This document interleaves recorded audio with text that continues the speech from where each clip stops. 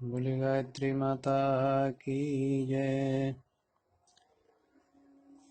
यज्ञ दर्शन, जीवन दर्शन आचरण व्यवहार में अपनाइए और जीवन में सुख, शांति, समृद्धि, सफलता, दैवी कृपा, संरक्षण का आशीर्वाद पाइए। अभी तक इस श्रृंखला में पवित्रीकरण, आचमन, शिखाबंधन, प्राणायाम के विषय में आप सुन चुके हैं, समझ चुके हैं।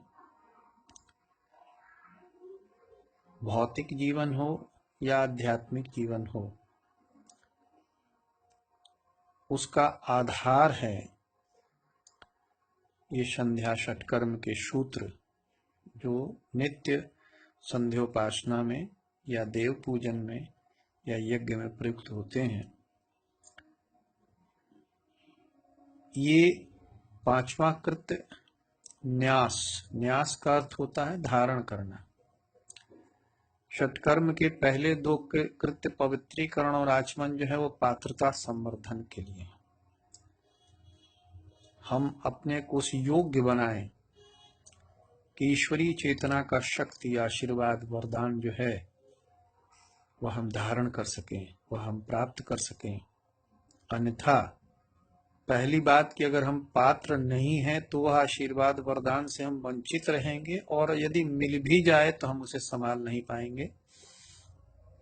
कुपात्र को दिया गया दान, ज्ञान और वरदान निष्फल हो जाता है, विनाशकारी भी सिद्ध होता है।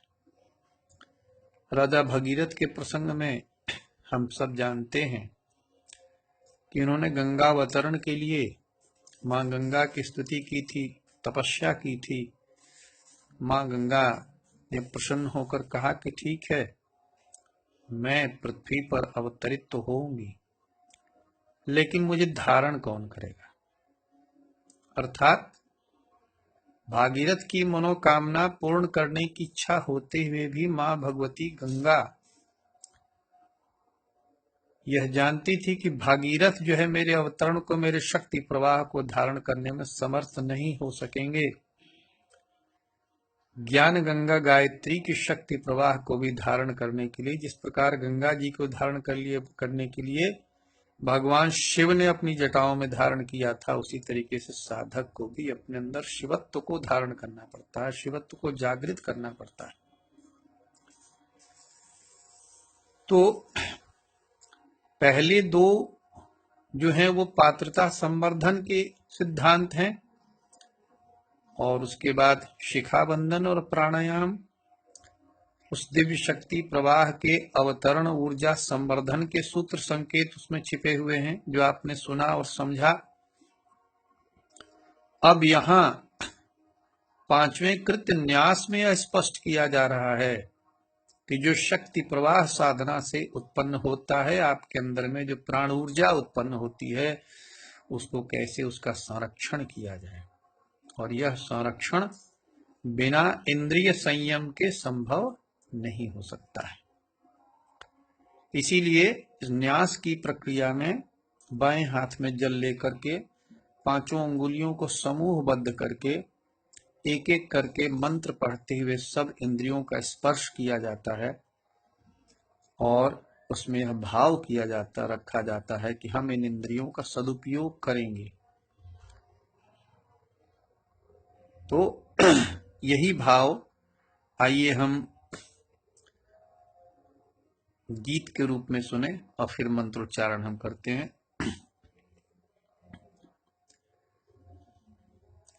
गोस्वामी तुलसीदास जी ने भी लिखा हुआ है, इंद्रिय द्वार झरोखा नाना, जह तह सुर बैठे करिथाना, आवत देखहि विषय ब्यारी, तुरत ही देत कपाट उघारी।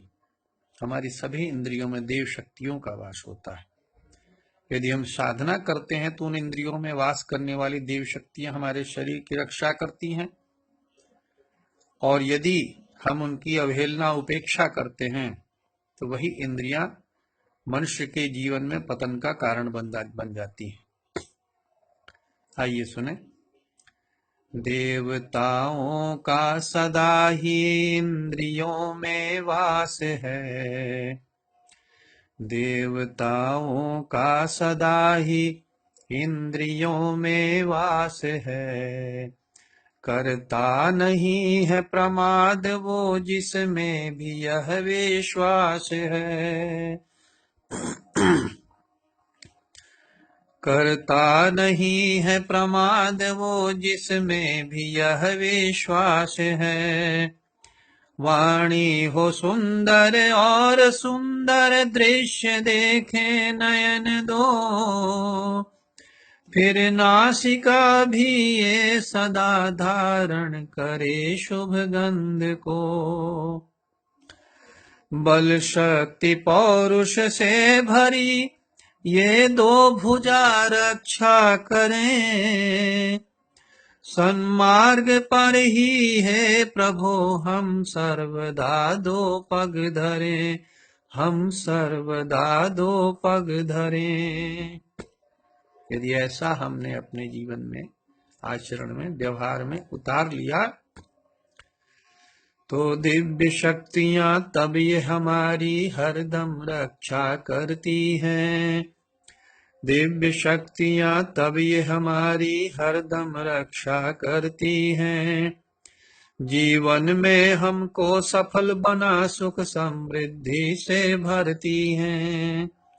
जीवन में हमको सफल बना सुख समृद्धि से भरती हैं।